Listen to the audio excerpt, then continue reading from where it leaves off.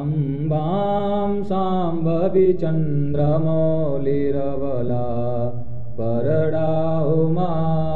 Parvati Kali Hemvati Shiva Trinayani Katyayani Bhairavi Savitri नवयौवना शुभकरी साम्राज्यलक्ष्मी Prada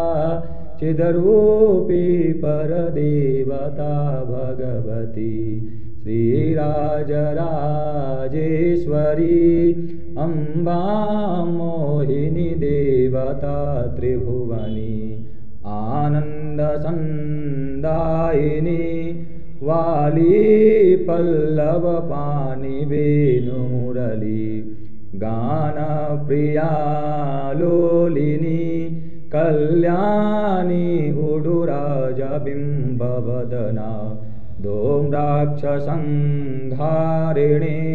चिद्रूपी